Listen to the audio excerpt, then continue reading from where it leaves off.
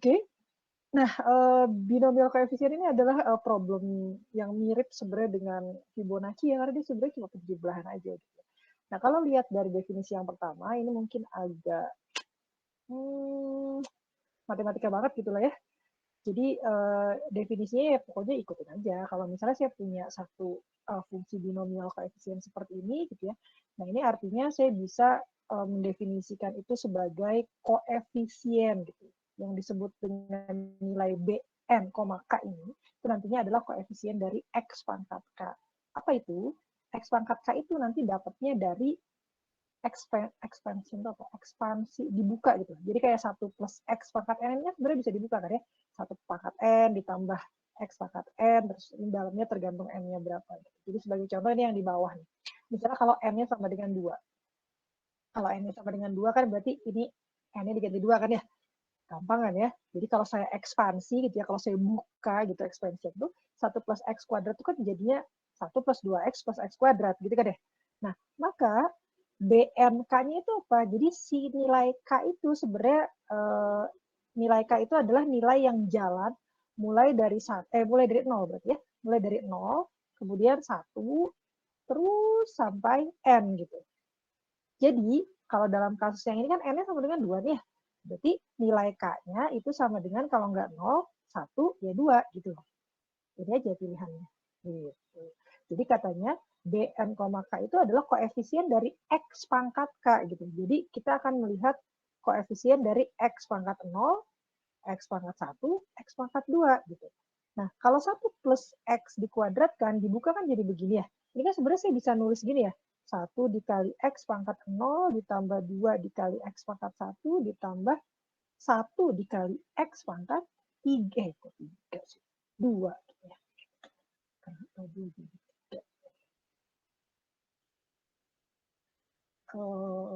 2 gitu kan ya. Nah, kalau kita lihat koefisiennya yang mana sih gitu ya. Koefisiennya kan yang ini. Koefisiennya kan yang ini. Nah, itu koefisiennya. Terus K-nya yang mana? K-nya saya kasih yang warna biru ya. Nih, K-nya yang ini K-nya ini. Gitu. Ya. Jadi, dengan kata lain, kalau misalnya saya ditanya B 2,0, 2-nya ini kan berarti M-nya ya. 0 ini kan K-nya kan ya, sesuai dengan ini. Oke, ininya N, ininya K. Maka ketika K-nya 0, M-nya kan ini sama terus ya, karena kan saya pakainya kuadrat ya, dipakai di sini.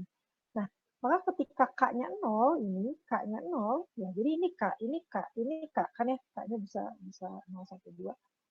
Koefisiennya berapa? Ya ini 1. Gitu. Makanya dia muncul 1 di sini.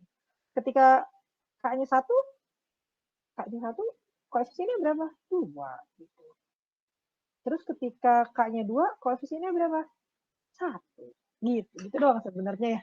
Cuman karena bahasanya bahasa matematika, jadi mungkin lebih ribet ya gitu ya. Sebentar. Ini saya kayaknya harus mematikan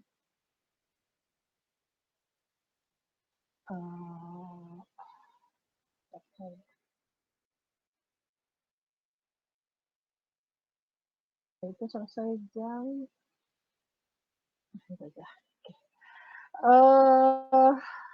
oke gitu ya. Nah, sebenarnya mungkin ya kalau buat saya definisi yang lebih familiar buat saya itu adalah definisi ketika dihubungkan dengan kombinasi. Kan kombinasi sama permutasi itu lebih apa ya? Ya kita orang komputer science itu lebih banyak terpapar karena kita belajar statistik kan ya, statistik juga kan ada tuh permutasi sama kombinasi. Mungkin kalian juga kan belajar kalian belajar statistik nggak sih? Belajar oke. Terus belajar apa? Matbis gitu ya. Mungkin ada juga. Oke. Nah, tadi definisi pertama. Definisi kedua, definisi yang lainnya gitu ya, dua-duanya sama benar gitu ya. Maka ketika saya disebutkan tadi BNK itu, maka kita bisa membayangkan dia sebagai ini. Jadi, saya harus mengambil K buah barang dari N buah yang tersedia. Gitu. Jadi, N itu kan biasanya N itu banyaknya data ya. Jadi misalnya saya punya kue gitu ya, kuenya tuh ada N buah gitu ya. Banyak kan berarti ya. Jadi ini kan asumsinya harusnya nilai K itu harusnya kurang dari sama dengan N gitu. Iya nggak? Karena N itu tuh banyak, saya punya kuenya banyak gitu ya. Nah kemudian K itu adalah saya boleh ngambil berapa banyak gitu, dari banyaknya data itu. Gitu. Jadi misalnya dari banyak ada N barang, saya cuma boleh ambil K buah. Gitu. Maka kombinasi mana yang bisa saya ambil? Misal N-nya ada 4 gitu ya. 1, 2, 3, 4 gitu. N-nya ada 4. Nah, saya cuma boleh ngambil 2 gitu. N-nya ada 4, saya cuma boleh ngambil 2. Berarti ada berapa cara saya ngambil gitu. Itu kombinasi kan ya. Saya bisa 1, 2, bisa 1, 3, bisa 1, 4 yang barang yang saya ambil gitu ya. Bisa juga 2, 3, bisa 2, 4, atau saya bisa ambil 3, 4 gitu. Berarti ada berapa cara? Ada 6 cara gitu. Dengan kata lain, kalau ada yang nanya B gitu ya, binomial koefisien, kadang-kadang ada yang bilang B, kadang-kadang ada yang bilang C ya, tergantung referensinya. Saya tulis dua-duanya di sini. Jadi kalau ada yang tanya binomial koefisien dari N-nya ada barangnya ada 4, kemudian yang boleh saya ambil cuma 2, itu berarti sama dengan berapa? Sama dengan 6. Jadi ini tak lain dan tak bukan sebenarnya rumus kombinasi ya. Rumus kombinasi ininya untuk apa namanya datanya sebanyak N, kemudian yang saya boleh ambil adalah K. Ini sama dengan rumusnya kombinasi gitu ya. Salah.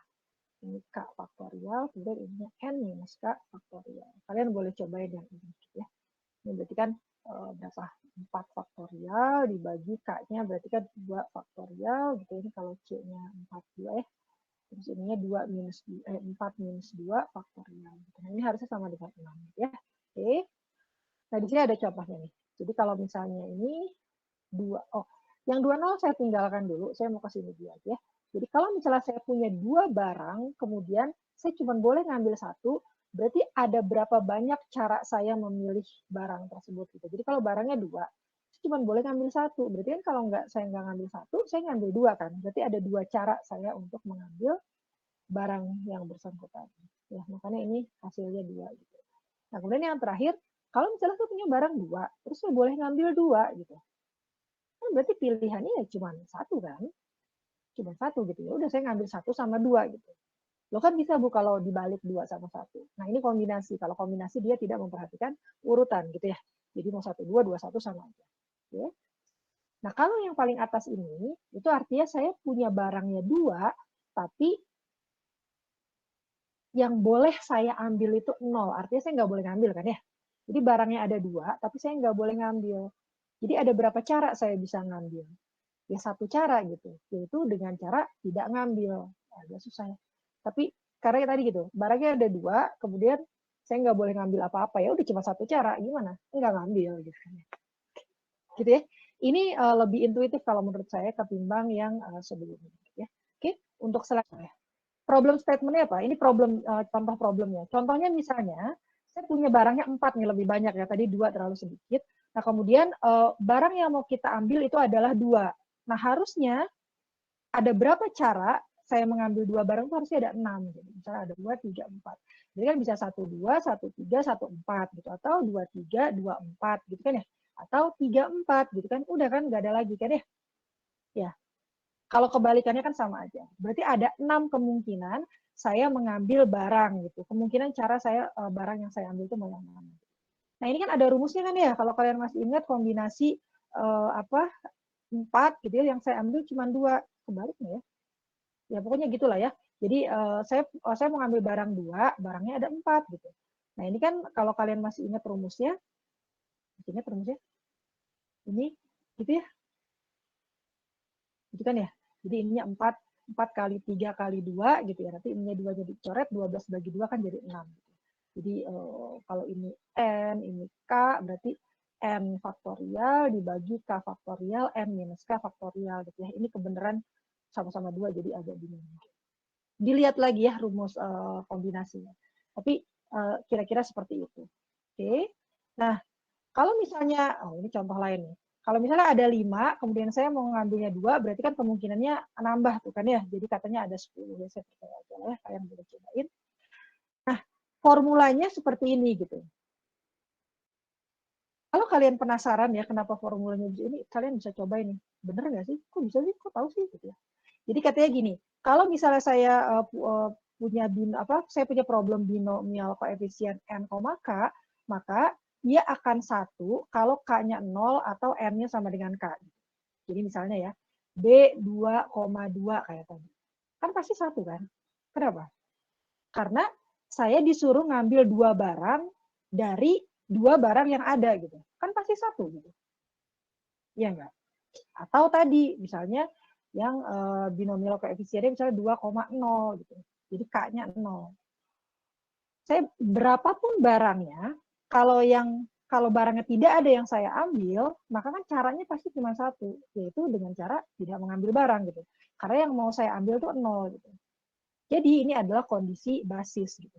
Kalau misalnya barang yang diambil dengan barang yang tersedia sama banyaknya, maka pasti 1 gitu. Caranya cuma 1. Ya ambil semua berarti kan ya. Jadi kalau ini ambil semua, kalau ini nggak ada yang diambil gitu. Jadi sama-sama 1 cara. Oke. Nah, di luar itu ini formulanya seperti ini. Kalau kalian tidak percaya, saya soalnya kemarin iseng gitu, ini kok dapat ya kayak gini. Itu kalian bisa lihat gitu bahwa kalau misalnya C, kita ambil berapa ya? 4 gitu ya. 42 itu sama dengan C, ininya 32 ditambah C 31 gitu. Nah, ini kalian bisa buktikan dengan pakai rumus yang tadi, rumus kombinasi. Benar ya emang ya, kalau kombinasi 2 dari 4 itu sama dengan kombinasi 2 dari 3 dijumlahkan dengan kombinasi 1 dari 3. Kali aja ada yang penasaran ya. Oke, nah ini kan sama ya kayak Fibonacci kan ya. Tadi kan Fibonacci juga mirip-mirip gini kan ya. Fibonacci yang n-2 ditambah dengan Fibonacci n-1. Gitu kan ya. Nah, sekarang saya pengen kalian lihat ini tadi ya, top down ya. Kalau saya pakai top down, pakai rekursif biasa, itu yang saya lakukan itu seperti ini gitu. Ya, binomial 42. Terus 32 kan ya. Kenapa 32? Ini loh, dapat rumusnya dari sini. Oke. Terus yang sebelahnya adalah 31. Terus gitu ya. Oke. Oh, ini nih ininya ya, returnnya ya kalau dia masuk ke dalam sini ya. Saya jalanin aja lah ya. Saya pengen nanti kalian yang bikin soalnya. Oke, kira-kira seperti ini. Nanti harusnya dapat 6 gitu sesuai dengan di sini. Jadi ini sama persis seperti Fibonacci, jadi saya tidak akan menerangkan lebih detail lagi. Kalian lihat aja slide-nya gitu ya.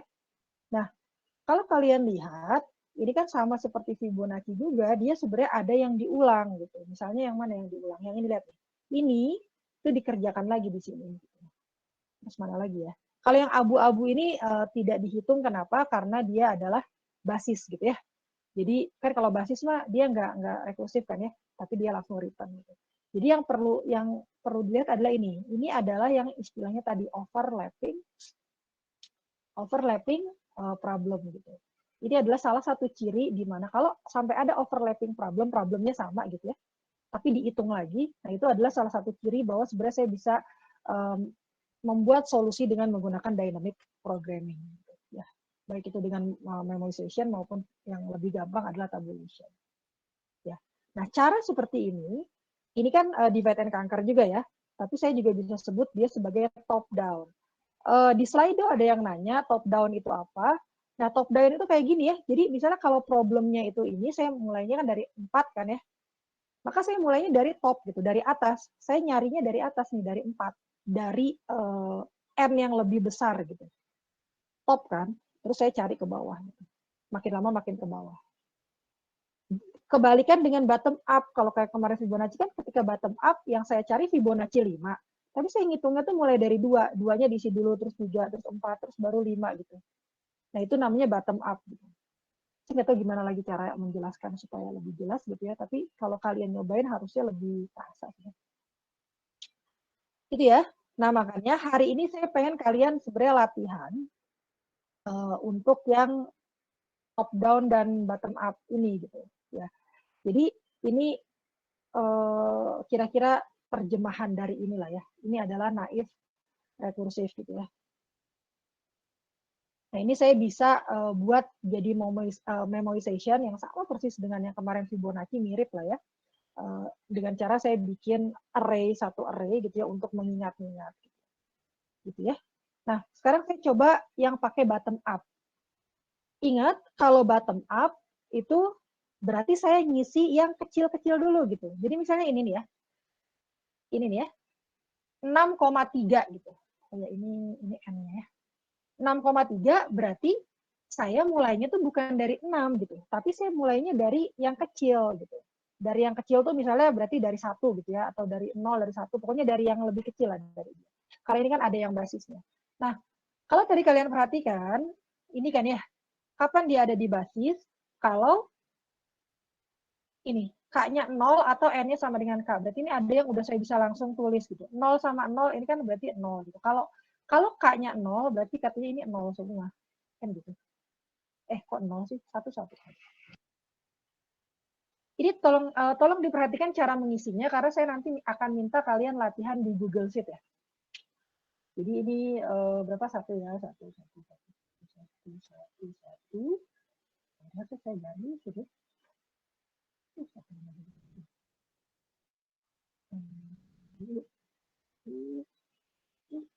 Nah, gitu ya. Ini langsung bisa diisi kenapa? Karena dia ada di basis. Terus mana lagi yang bisa diisi? Yang ini berarti kan ya?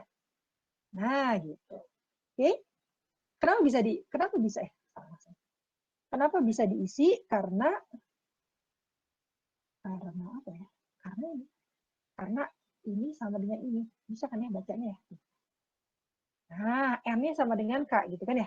Karena N-nya sama dengan K, maka 1. Udah itu doang yang bisa diisi. Nah, kemudian kalau apa? Kalau bottom up itu artinya saya akan mulai mengisi dari yang kecil dulu. Mana yang bisa diisi ya? Yang bisa diisi misalnya ganti warna. Oke.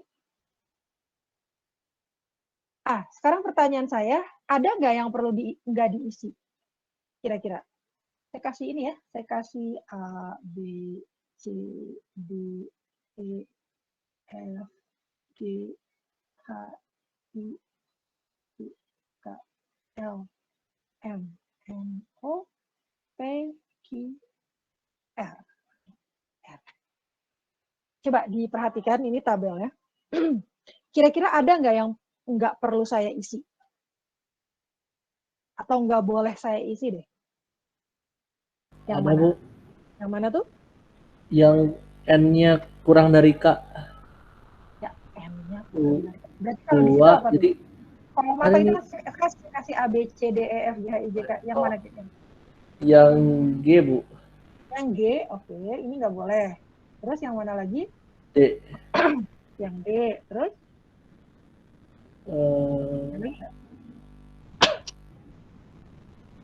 eh, A, Bu. A, oke. Ada lagi? Eh, udah, Bu. Udah. Ya, Ada kayaknya itu ada yang bisa bantu lagi? Saya kira mana yang nggak boleh?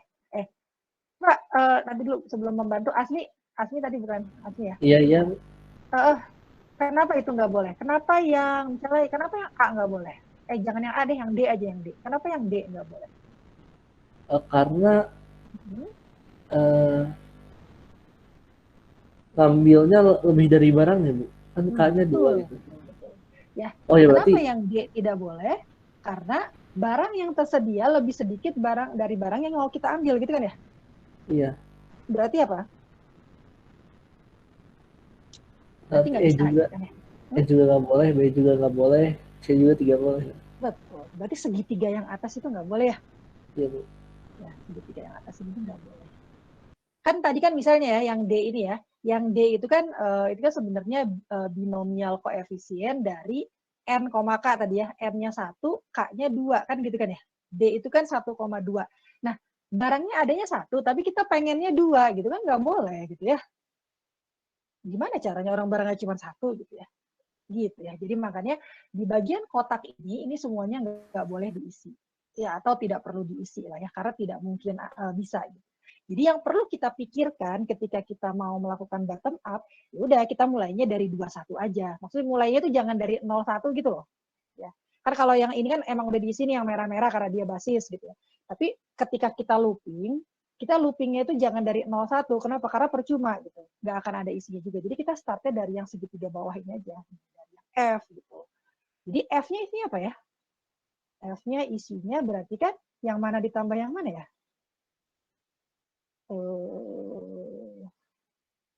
Oke. Itu deh, kalian yang jawab lah ya di chat ya. Coba F, H, I, J, K, L, M, N, O, P, Q, R. Jawabnya nggak usah semua, nggak apa-apa. Coba kasih tahu saya. Berarti kan yang F dulu ya. Berapa tuh F? F itu kan berarti B, 2, 1. Gitu kan ya? Oke. 2. Oke, Fadlan. 2 ini berarti dapatnya dari mana, Fadlan? Jangan dari yang else-nya yaitu yang n-1, K plus n-1 K-1. Itu tuh berarti nanti 1,0 karena 1,0 bakal outputnya 1 terus ditambah 1,0. Tuh.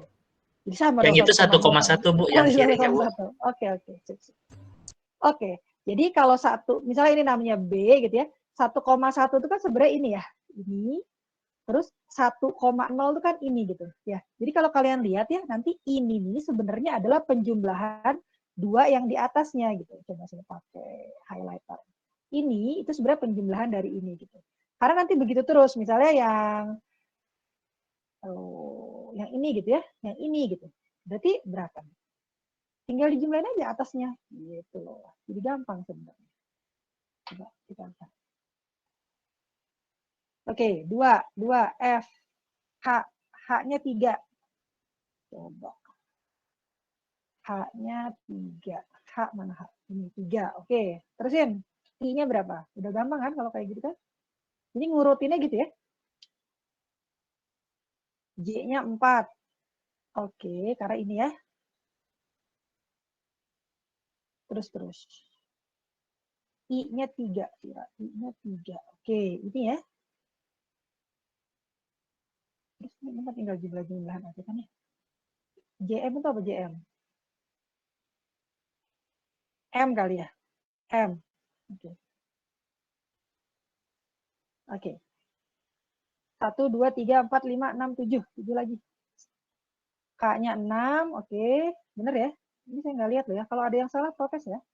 6. Terus P-nya 6. P. Oke. N-nya 10. N-nya 10. Oke. Q-nya 15. Oke.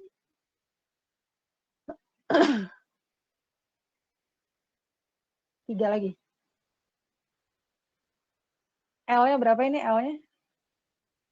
L4. Oke.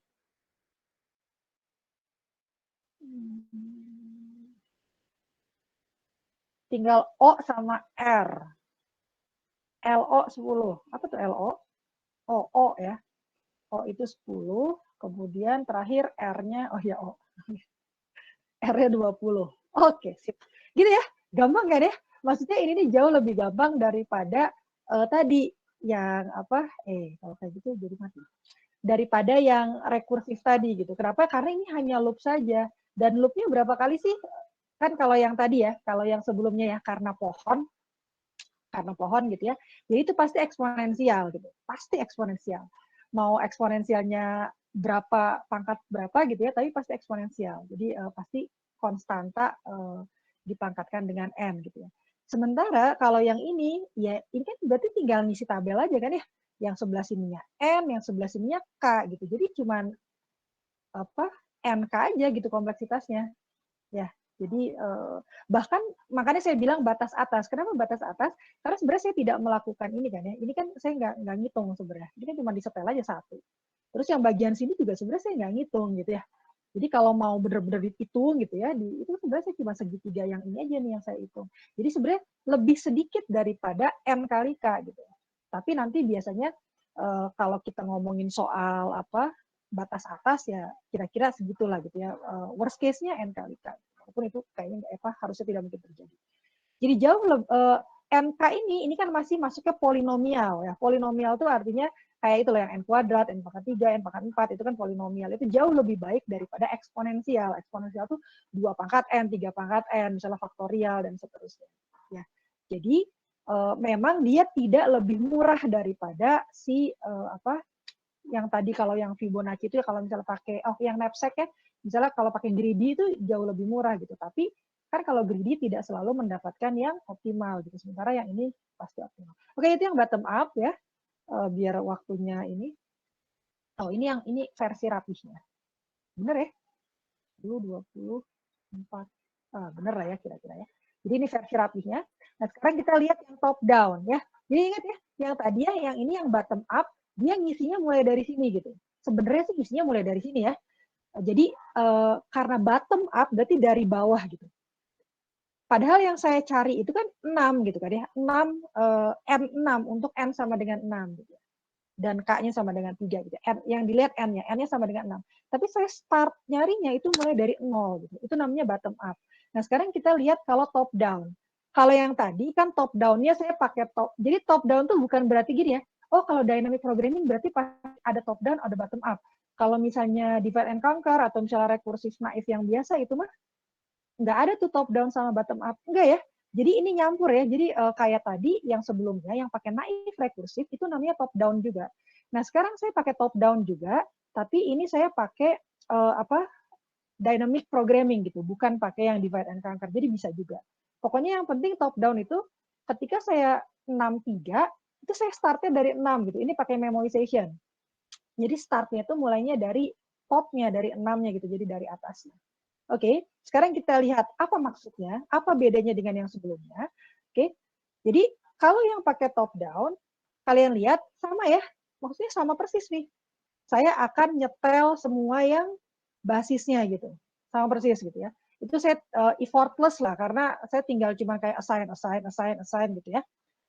Jadi apa istilahnya dia konstan lah gitu ya, nggak banyak lah ya. Oke, nah sekarang gimana caranya? Kalau tadi kan saya ngisinya mulai dari sini ya. Kalau sekarang nggak gitu. Tapi tadi, karena saya mau dari 6, maka saya startnya dari yang paling ujung sini gitu. Kan hasilnya nanti ada di situ ya. Jadi langsung ke solusi yang terakhir gitu. Cara ketika yang mendapatkan terakhir lah pokoknya. Oke. Nah, berarti kan saya mau nyari nilai ini. Loh, gimana caranya saya nyari nilai itu? Kan tadi ingat ya, kalau saya mau mendapatkan nilai ini, berarti kan saya harus punya yang 2 di atas ini kan? Iya nggak? Tapi kan saya nggak punya kan? Nah, karena nggak punya, saya kasih yang sebelumnya aja lah. Yang ini aja deh, yang udah ada garisnya. Karena saya nyari yang ini, maka saya harus dapat 2 yang ini, gitu kan ya? Yang saya belum tahu apa, gitu kan ya? Belum tahu apa, oke? Nah, kemudian, sebentar. Nah, kemudian, kalau saya mau tahu ini kan pertama kali kan saya harus tahu ini kan? Iya nggak? Kalau kalian bayangkan pohon, ya ini sebenarnya sama aja kayak saya ngegambar pohon gini loh. Gitu loh. Nah, sebelum saya tahu yang ini, saya kan nggak ngerjain ini dulu kan? Jadi saya buka dulu ini pohonnya. Sebelum saya tahu yang ini, saya pasti ngerjainnya yang ini dulu gitu. Jadi saya pasti yang ini dulu saya cari. Ini taunya dari mana? Kan dari 2 ini ya. Berarti saya harus tahu ini 2. Belum tahu juga gitu ya. Kemudian saya lihat lagi yang untuk tahu ini, saya harus tahu 2 ini gitu. Nah, kebenaran ininya udah tahu nih. Karena ininya udah tahu, berarti saya tinggal cari yang ini kan ya, yang kanannya. Nah, yang kanan, untuk tahu ini, berarti kan saya cari yang ini sama yang ini kan ya. Oke? Nah, cari yang ini sama yang ini, ininya udah tahu, yang ininya belum tahu. Tapi yang ini saya bisa tahu nggak? Bisa, karena udah ada tuh 2 gitu ya. Jadi, ini jadi saya 2 gitu. Setelah saya hitung 2, kemudian saya masukkan ke dalam sini gitu. Itu namanya memoization. Yang setelah saya mengalami, kemudian saya ingat-ingat ditaruh di kepala saya gitu. Diingat ya. Dah ya. Nah, setelah ini, maka saya bisa ke bawah kan ya. Tadi saya kan nyari yang ini kan ya. Berarti nyari yang ini kan dapat nih ya. Jadinya 3. Gitu ya. Nah, kemudian mundur lagi ke bawah. Tadi kan saya nyari yang ini. nyari yang ini, itu kan saya harus tahu ini gitu ya, berarti 4. Oke, nah kemudian setelah yang ini, terus kan saya nyari yang ini kan ya. Tapi kan nyari yang ini kan ininya udah ada, yang ininya belum ada, maka saya harus nyari yang ini. Nyari yang ini itu saya harus tahu 2 yang ini. Saya ngomongnya ini terus ya, jadi kalian harus lihat ini. Harus lihat papan apa yang di-share gitu. Kalau enggak bingung ini semua. Maka berapakah ini? Nah, ini kan gampang ya, tinggal 2 tambah 1 aja kan ya, 3. Berarti bawahnya 6. Ini 6 gitu ya, karena ininya 3. Ini berapa sih tadi? 3 kan ya? 3, 3, 6. Oke. 6. Nah, setelah ini berarti kan saya ke bawahnya kan ya. Pas di bawahnya udah dapat nih gitu, karena udah ada dua-duanya, 10. Gitu ya. Nah, 10, terus saya mundur lagi gitu kan, ke bawahnya. Tadi nyari apa sih yang ini kan, yang root-nya ini kan. Nah, root-nya ini baru dapat kalau misalnya, ini 10 ya ke kanan dulu ya. Ini ke kanannya ini kan belum dapat kan ya. Tapi karena kanan ini saya butuhnya 2 ini, maka ini. Gitu.